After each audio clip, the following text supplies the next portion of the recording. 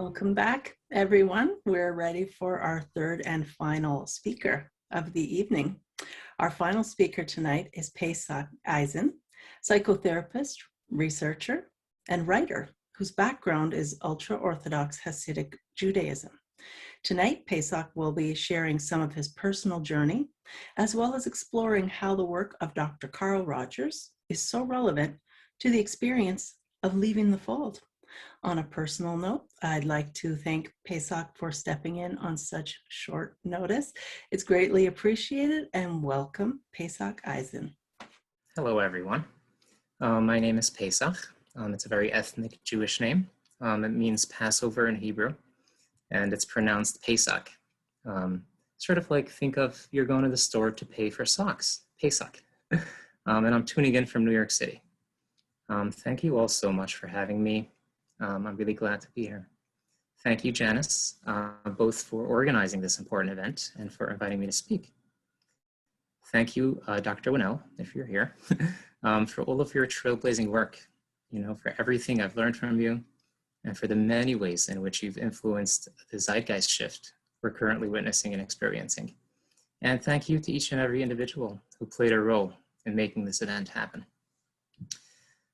This first of its kind conference has been a long time coming, and I just want to take a moment to celebrate with you all that it's finally happening within our lifetime. I was invited to do this only 4 days ago, and though I honestly didn't have the capacity, and I also had no clue, and maybe still a little don't, what I'll be speaking on, I enthusiastically accepted.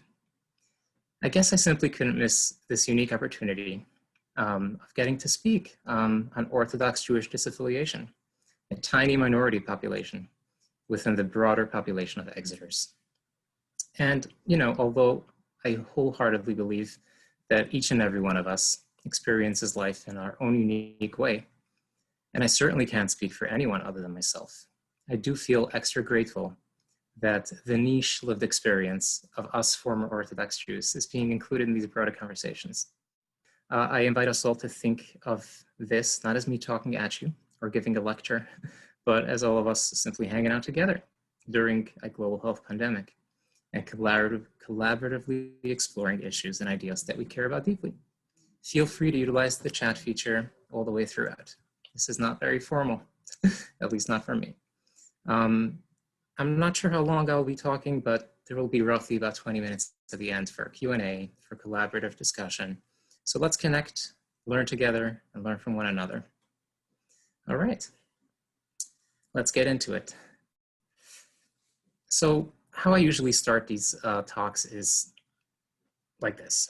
Over the years, whenever folks learn about my journey or any part of my journey, I oftentimes hear various statements along the lines of, "You are so resilient," to which I always respond in the same way.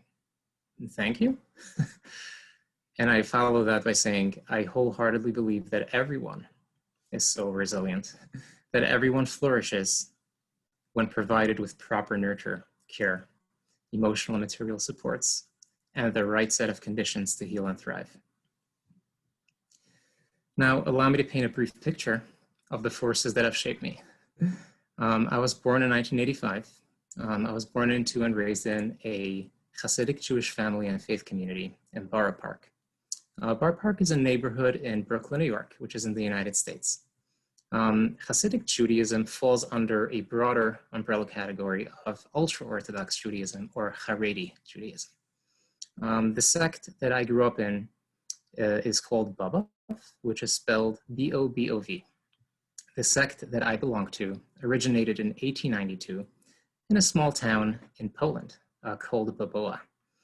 And today, though this sect's headquarters and most of its followers are located in Borough Park, which is the neighborhood that I grew up in, there are additional sub-communities in many other places. They can be found across New York, New Jersey, as well as in Montreal, Toronto, Antwerp, London, and in multiple cities across Israel. But I grew up sort of in the mecca of this particular sect. So what was it like growing up within the Babov community? I could probably talk about that for hours, but in a nutshell, I grew up in, and as far as I can tell from reading about evangelical Christianity, this seems a bit similar to that. I grew up in a very insulated, fundamentalist, authoritarian, highly structured, highly demanding, and tightly bound religious environment, where nearly all aspects of life are prescribed, enforced, and monitored. Life is generally governed by rules regarding food, education, clothing, interpersonal, and especially intergendered relationships, rituals, sexuality, and nearly everything else under the sun has rules. Opportunities for personal choice are extremely limited. Access to non-Hasidic media, books, education, television, films, music, technology, non-Orthodox Jews, and Gentiles, which are non-Jewish people, is emphatically discouraged. The learning of sciences, languages, and non-Hasidic literature is extremely prohibited. Gender segregation and gender roles are rigid. Birth control is technically prohibited. Marriages occur early, at around the age of 18, and are arranged. The dominant language is Yiddish, and social control is non-compromising.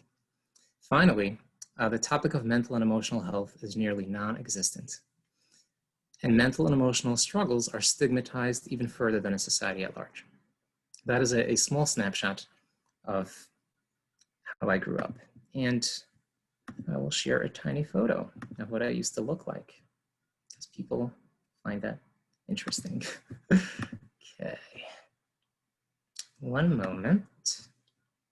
Share screen. Okay. Here we go. So I have to blow it up technically, but this is what I looked like. This is at my bar mitzvah. I was 13 years old. All right, stop share. So that is the life that I lived. Now looking back, as far as I can remember, and it didn't feel that way while I was in it, but when I look back, my organic tendencies, the ways in which I organically experienced life, very frequently clashed with my environment.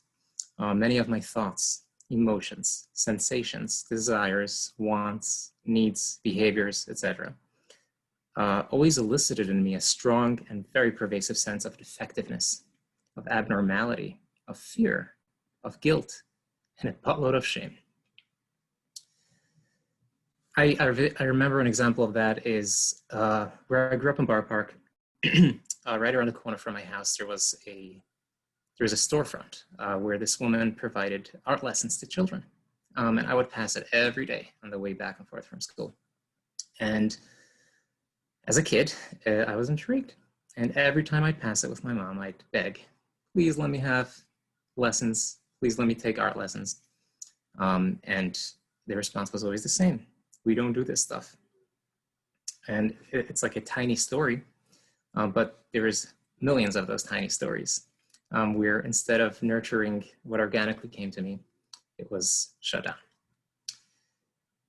And as time went on, in order to survive, I mostly fluctuated between, what we refer to from the trauma-informed perspective as the fawn response and the freeze response.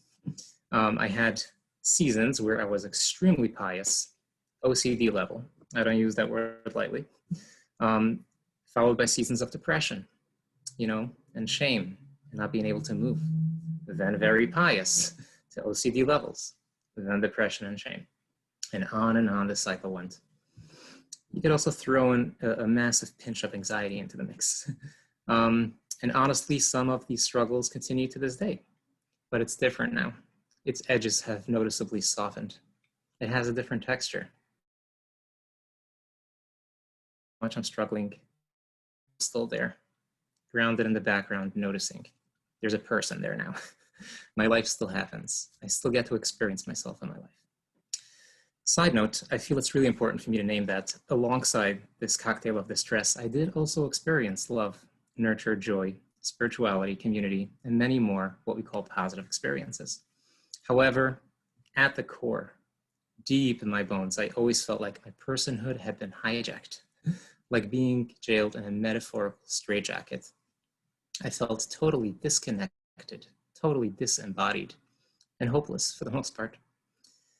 Throughout my adolescence, I experienced years of chronic depression.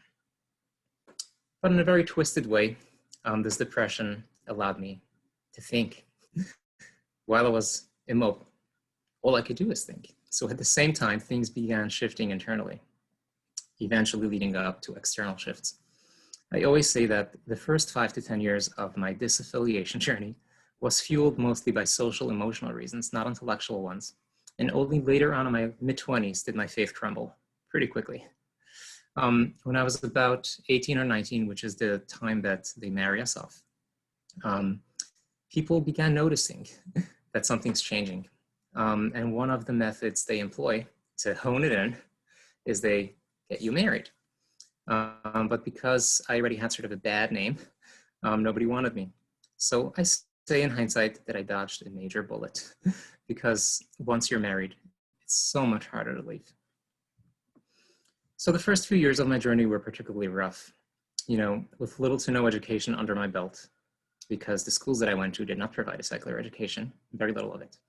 So with little to no education under my belt, no high school diploma on my hands, English as my second language, little to no understanding of the ways of the outside world, and relational ruptures all over the place, my well-being was headed downhill at the speed of light. When I was about 25 years old, I was out for about 5-ish years. Something shifted. Accidentally, I was lucky enough to stumble upon 2 resources that changed the entire trajectory of my life. The first one was a Facebook group that I know others of you have from other faith communities. It was a Facebook group of Orthodox Jewish defectors, over 3,000, I think. And as well as I stumbled upon an organization called Footsteps, which some of you may know about. This is when I began to learn that there are many like me out there, that the message I'd received and internalized that if you leave, you perish, was objectively false. I now had proof of concept that there are people who make it. I saw it with my own eyes, that there are people or organizations offering various forms of support for folks like myself. And let's be honest, things didn't turn rosy overnight, and things still aren't ever 100% rosy. But over the following decade, I don't know how, but I somehow managed to find new community, to make new friends and loved ones, to come back into my body. I began having way richer sensory experiences. It felt like I'm finally alive. I was able to cultivate new values and passions. I was able to pursue an education and a career. And I was able to find my way to this point in time, right here, right now. Now, this isn't me thumping my chest. I made it. The truth is that we simply don't and can't do this stuff alone. If not for each and every individual along the way, even till today and forever, who has supported me, nurtured me, and lifted me up, I very likely wouldn't have crossed paths. We wouldn't have crossed paths because I wouldn't have arrived here all on my own. I just wouldn't. Today, I am lucky enough to provide individual and group psychotherapy at Footsteps, which is the organization that provides services and affirms and supports individuals who leave or are contemplating leaving Orthodox Judaism. And I also do research at Brooklyn College, at the City University of New York, where we're exploring the experience of leaving Orthodox Judaism. Bottom line, if you were to tell 10-year-old me that I'd be right here, right now, doing what I'm doing at the age of 35, 10-year-old me would have looked at you as though you had 10 horns coming out of your forehead. Life is indeed a very wild and bizarre ride. So you might have showed up here, because you love Carl Rogers. And you might be asking yourself, what the hell does any of this have to do with Rogers? Well, you remember earlier what I mentioned about resilience. When people tell me, oh, you're so resilient, my answer is everyone is under the right conditions. That is why when I was first introduced to Rogers and his work in undergraduate college, I naturally gravitated toward it and wanted to learn more. And I'll tell you a bit more about it in a minute. But today, whenever I reflect back on what I needed and what I still need the most, when I reflect back on how I managed to arrive to this point semi-intact, and when I reflect on what has helped and continues to help me, I always find myself returning to Rogers and his work. I guess you could call me, what the kids refer to as a Roger Stan. I've never used that word before. Now, I know we don't have a lot of time tonight, but I'm just going to point out a couple of things that I think are very relevant from Rogers and his work to the experience of leaving the fold. It almost fits like a perfect glove sometimes. In my humble opinion, Rogers' theory of personality and his person-centered approach serves as a wonderful and very easy to understand framework for the experience of religious disaffiliation. Additionally, I want to posit that whether a therapist uses this in its own right or whether it's coupled with other therapeutic modalities, Rogers' person-centered approach to psychotherapy is, in my personal and professional experience, a highly effective antidote to religion's impact on our development, on our sense of self, and on our ongoing experience of the human condition. I find Rogers' person-centered model to be enormously helpful, very digestible, and simplistic in a good way. And it could serve as a great starting point framework for those leaving the fold, to help them make, maybe only cognitive, but to help them make sense of the forces that have shaped and continues shaping their experiencing self. A lot of ideas and conceptualizations about this experience are very complicated and convoluted. This is sort of what's happening to me for dummies. And I love those because they make life easier. So the next few minutes, I'm going to dive into Rogers and why I'm so turned on to it. So some of you may not know this, but Rogers himself left the fold. He was born in 1982 in Chicago, Illinois. His father was a Protestant and his mother was a devout Baptist. Rumor has it that he was highly intelligent and he could read well before kindergarten. Wow. Rogers was educated while he was growing up in a very strict religious environment. He was even an altar boy. At some point, he started cultivating an appreciation for the scientific method. But things didn't happen immediately. He toyed around with which career he should have and landed on religion. He actually decided to pursue a degree in religion and ministry. But along the way, he started to doubt his religious convictions. After some time, he ended up losing his faith, basically became an atheist. Later on, was described as an agnostic. But he dropped out of school after 2 years, the School of Ministry, and decided to pursue an MA and a PhD in psychology. So he is part of us. He had a similar experience. And over the course of his life, Rogers became famous. His legacy is one of the pioneers of humanistic psychology. And he developed throughout his entire life. This was an ongoing thing, the person-centered approach to therapy. So I find the person-centered environment or approach or lens to be the antidote, the exact opposite of a strict religious environment. So I have a very nerdy chart, but it's very complicated, so I'm not going to bring it up on the screen. In a very sort of simple way, Rogers' theory of development and personality goes like this. We're born, and we are organisms. And when we're little, we don't have a sense of self. We just experience the world. And Rogers believed that every organism sort of has an actualizing tendency, a tendency to grow and adapt and figure out their way while they navigate life. A good example of the actualizing tendency is if you've ever seen grass or a plant grow through the cracks in the sidewalk. It finds a way. And Rogers believed that every organism has a way of adapting to this world.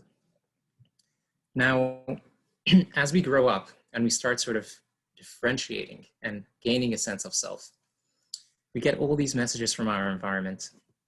Do this, don't do that, don't cry, sit down.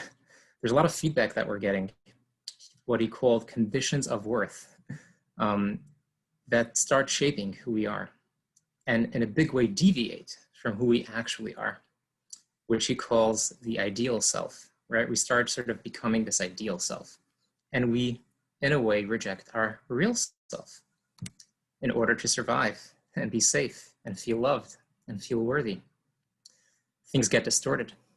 Rogers believed that the bigger the disconnection between the real self and the ideal self. That's where most of our distress comes from.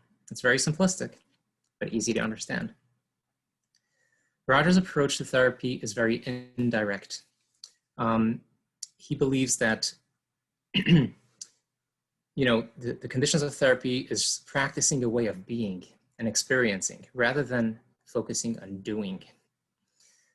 His approach is very indirect, meaning rather than directly targeting anything or directly meddling with anyone's experiences, the therapist creates conditions in the environment that facilitate the client's own arrival to growth and self-exploration.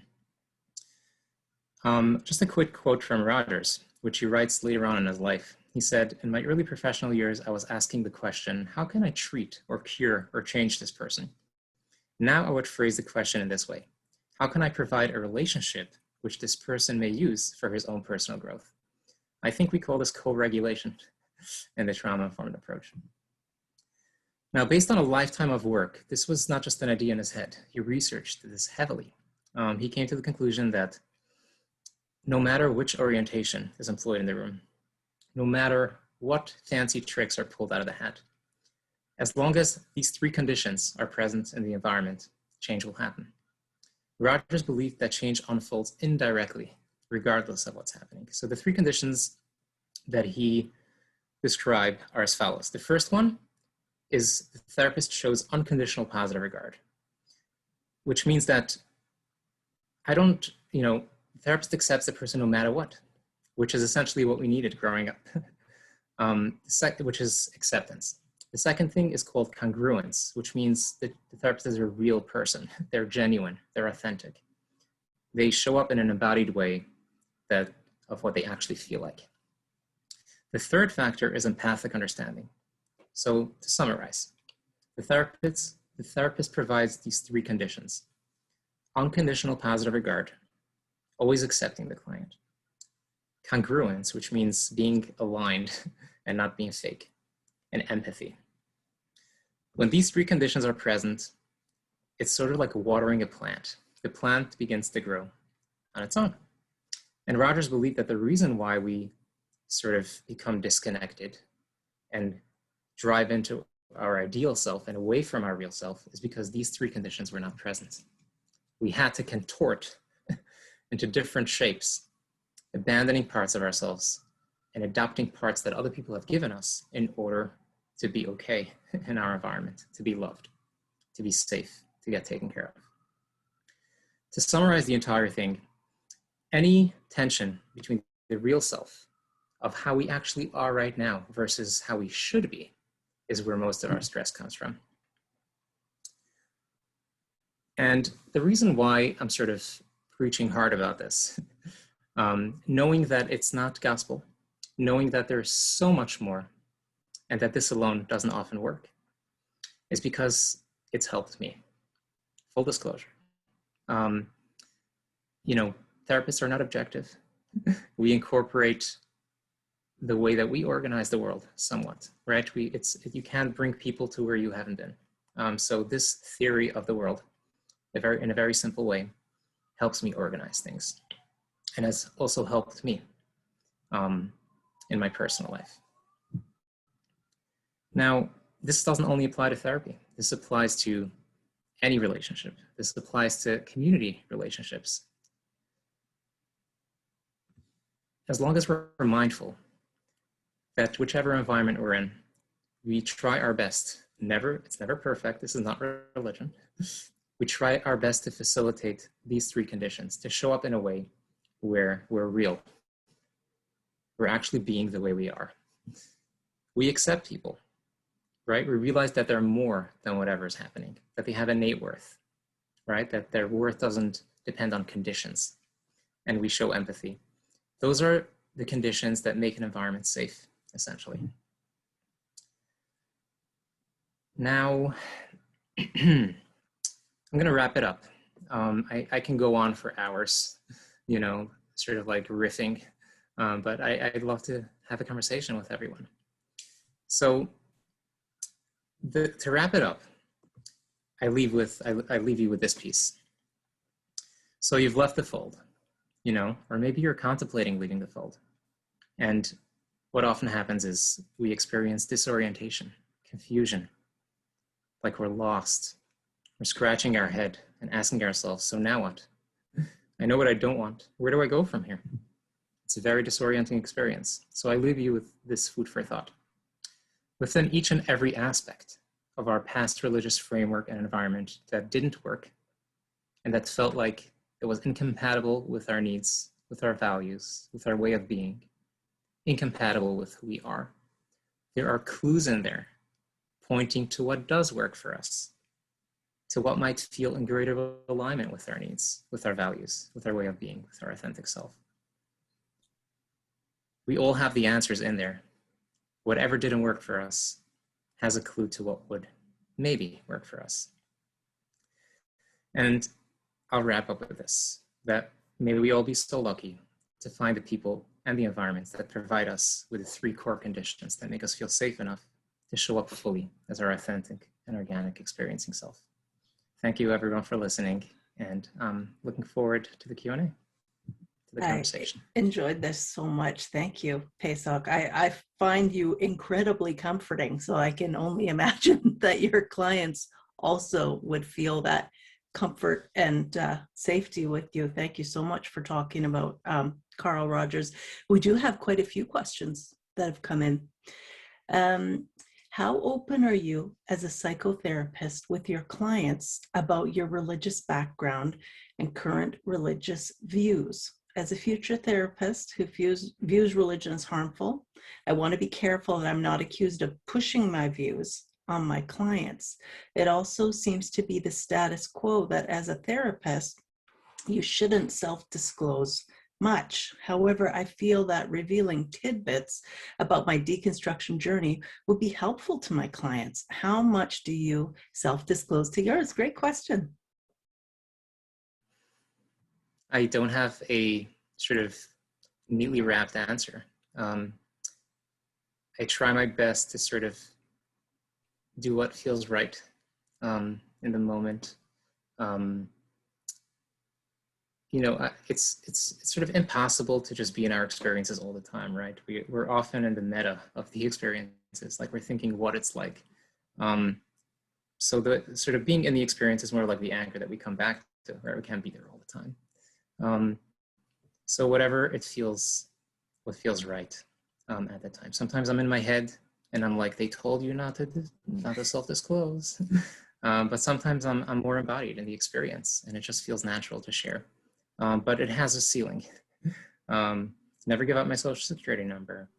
I find self-disclosure to be more about how I'm feeling about what's happening in the room with the client rather than personal details about my life, right? So self-disclosure is more in the realm of like, I'm feeling X while we're talking about this, so I can imagine that maybe you're feeling like that, right? So self-disclosure about my internal experience in the moment rather than self-disclosure about things in my life. But I do include that as well, if it's relevant and if it would be helpful, not to sort of, for me, because I have to get it out. And so pardon me, all the clients that you're working with, did they all have Jewish backgrounds then, the work you do through Footsteps? So there's some understanding there for both of you of the culture. Yeah, it's a bit of a double-edged sword, I find. Being a therapist for folks who have experienced something very similar, what a niche experience to have in common is a double-edged sword if there ever was one. I'd like to believe that I show up with greater cultural competency, that people don't have to spend 9 sessions giving me workshops on what their life was like. But it's also, it requires a greater degree of awareness and intention to sort of show up and remain as a fully separate human being, that allows the other person to narrate and experience their own unique leaving the fold. Yeah. And the things that they need to support them. This is why the person-centered approach works very well for me as well. And it's not my entire approach, but it's sort of my grounding approach, is that it really honors that there are 7 billion ways of experiencing the world, and that we can never assume that we know what something's like, even if there's overlap in our experiences. Oh, that's such a good reminder. Another question. I would like to know how, if possible, to educate Jews about the Exodus being a spiritual allegory rather than historical fact. I think I feel like some psychoeducation is in order. That they just came out with a most recent Pew Research study, which all the Jews are arguing about. So most Jews aren't Orthodox. Okay, so 10% of Jews are Orthodox. That means the other 90% aren't observant. So the Jews that we have in our mind when we think of the Jew, they're a tiny minority, actually. There are Jews all around you. They just don't look it. And within that 10%, only a small percent are literalists and believe that Exodus actually happened. So there aren't that many people to educate. But I don't know how we would do that. That's interesting. I didn't know that it was that was the percentage. Okay, we have another question. I discovered last year that I'm part of a large Jewish family. I see some similarities between myself as an ex-Christians and cousin who left ultra-Orthodoxy and are observant, but had a difficult life also. How do I connect with them? Just call them. Is it a logistical question, or like, how do I connect with them emotionally? I think probably emotionally, maybe. Oh. I'm going to do the thing that we do and say that I don't know how they should connect with the other person. I would just, get coffee, talk about your experiences, just let it happen. But that's what I would do.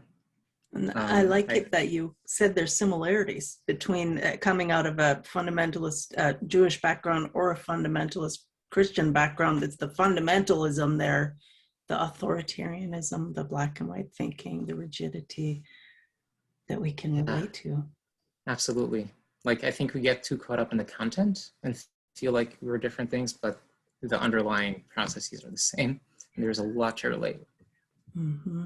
Mm-hmm. Someone else asks, do you feel a responsibility to pull your family out or let them know more? And this maybe especially if you have younger siblings. Short answer, no.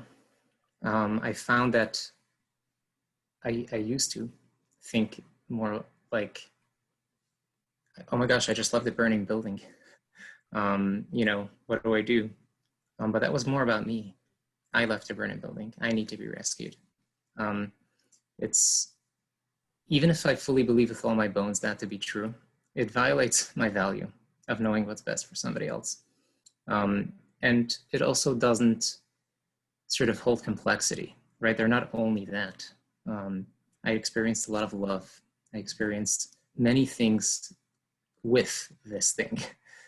So just, it feels a bit dehumanizing to turn people into this simplistic pity thing to be rescued. It's a bit dehumanizing, how I feel. But I used to not feel that way. Sometimes I do feel that way. And it's messier than this answer.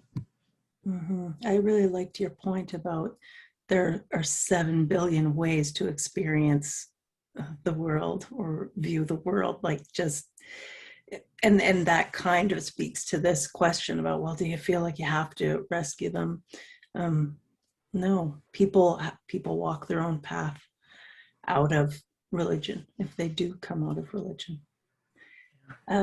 Terry, one of our speakers, Terry Daniel, she asks, what about the theology, the warrior God Yahweh who hates everybody, even his own people?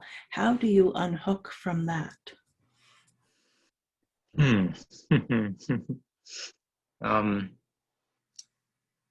You don't. There's not sort of like an on and off unhooking. Again, everything I'm saying, every word that I'm uttering is just me and my experience.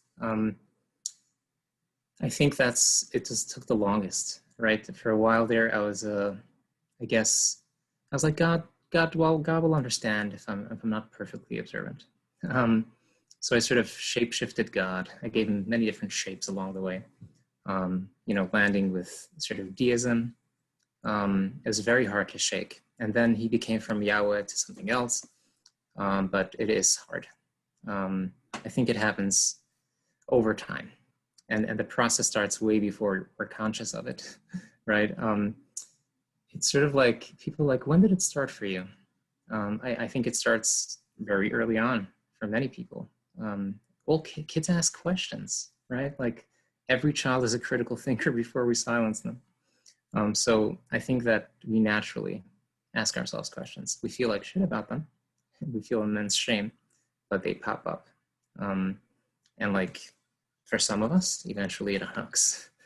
So most of us not. Yeah.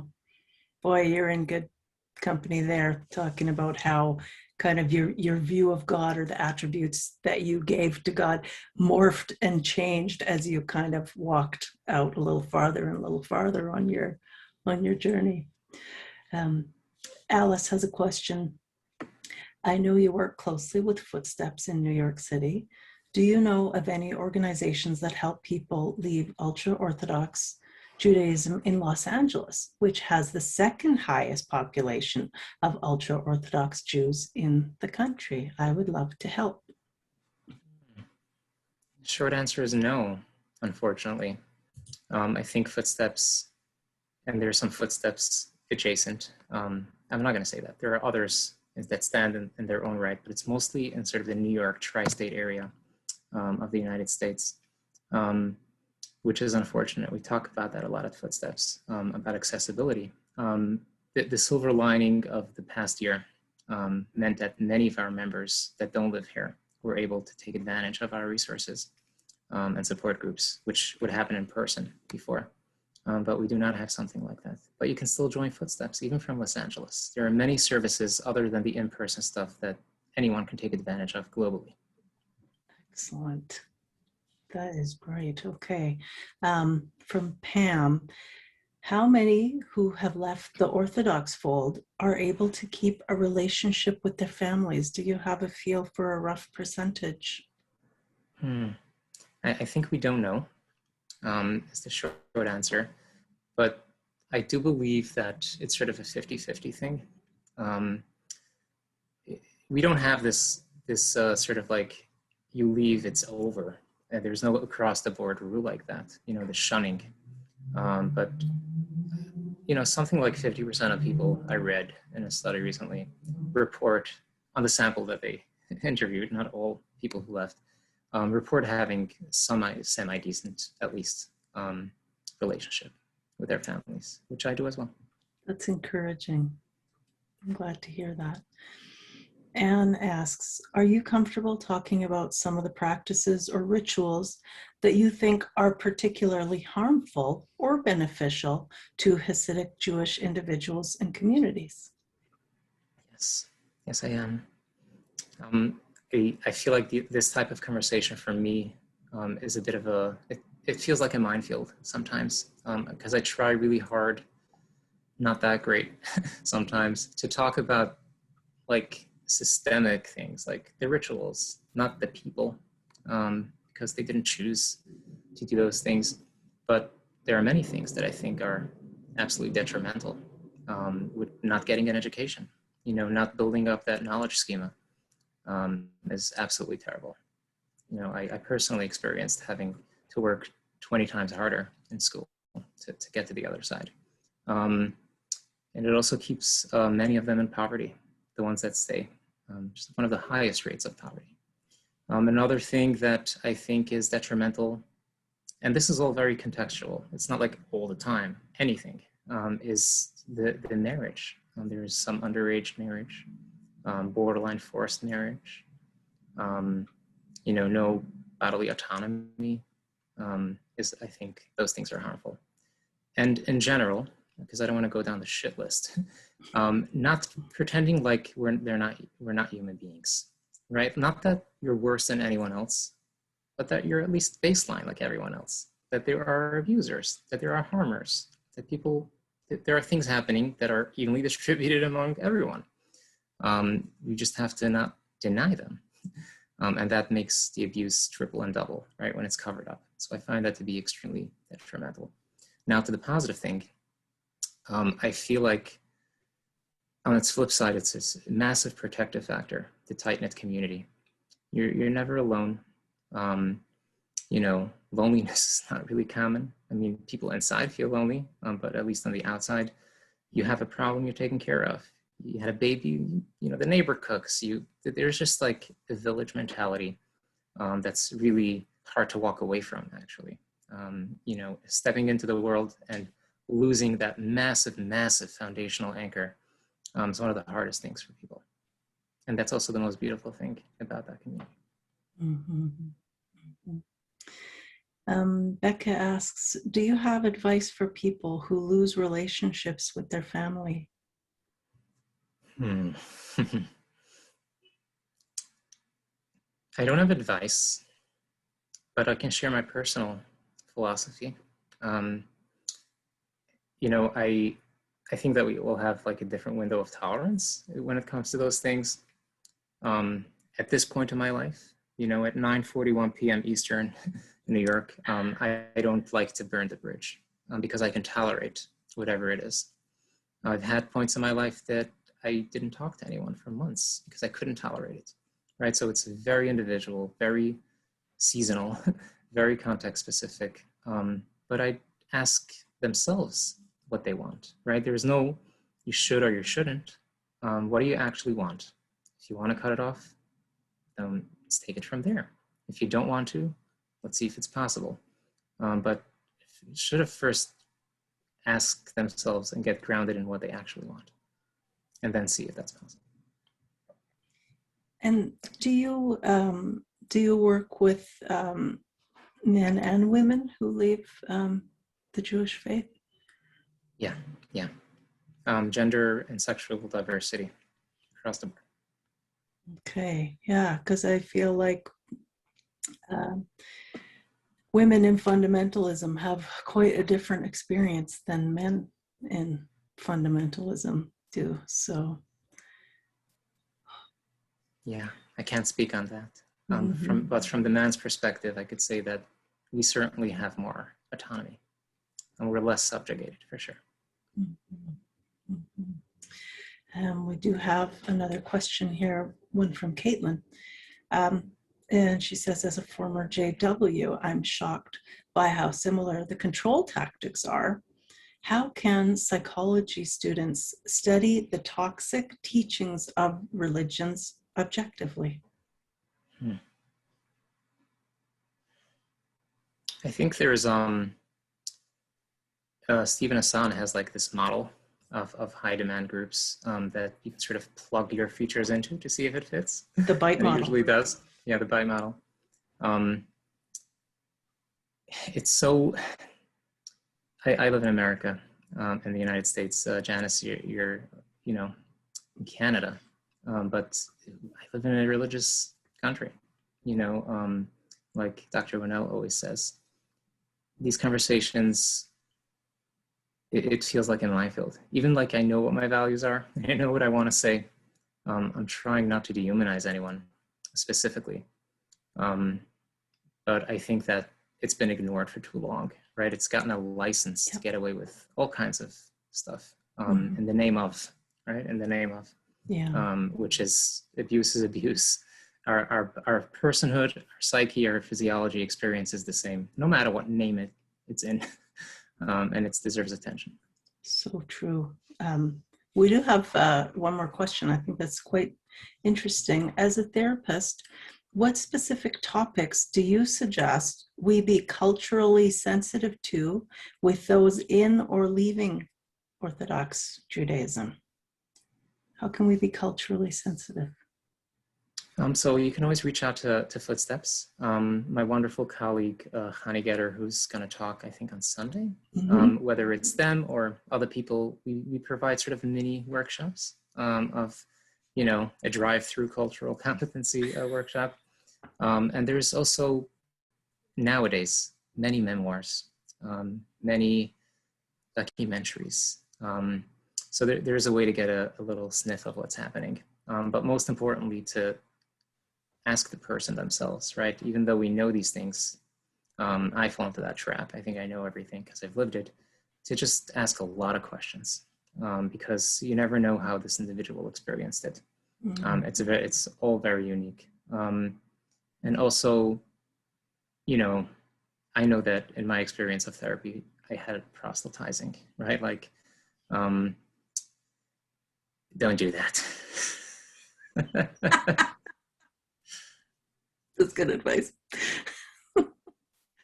This has been such a pleasure having such a candid conversation with you, Pesach. Thank you very much. I really appreciate it, and I'm sure our viewers do as well. And we've come to the end of our session, of our time for tonight. So thank you again for being willing to step in on such short notice. It was wonderful. Thanks again, everybody, and we look forward to seeing you tomorrow night.